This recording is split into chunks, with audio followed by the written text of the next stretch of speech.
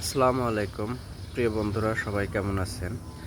আমরা ভিডিওতে দেখতে পাচ্ছি একজন কৃষক সবজি পরিষ্কার করছে এই পুকুরের পানি দিয়ে। পুকুরের পানিটা অনেক ময়লা নোংরা, যেখানে বিভিন্ন প্রজাতির মাছ মরে আছে, বিভিন্ন ময়লা এসে এখানে পড়ছে বাহির থেকে। আমাদের এই কৃষক কাকা চাইলে এই সবজিটা কিন্তু সে টিউবওয়েলের পানি দিয়ে পরিষ্কার করতে পারতো, কিন্তু সে টিউবওয়েলের পানি দিয়ে পরিষ্কার না করে সেই ময়লা পানি দিয়ে পরিষ্কার করছে। উনি যদি নিজে এই সবজিটা খেত তাহলে মনে হয় ভালো পানি দিয়ে পরিষ্কার করত।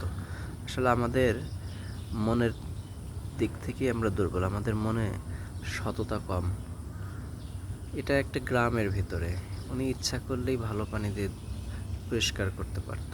একটা গ্রামের ভিতরে ঢাকার অদূরে যদি এই অবস্থা হতে পারে, তাহলে ঢাকার ভিতরে যেমন কাওরান বাজার, মিরপুর, খিলক্ষেত, গাবতলী, সেখানে কী ধরনের নোংরা পানিতে এই সবজিগুলো পরিষ্কার হতে পারে, আপনারা সেটা নিজেরাই বিবেচনা করুন।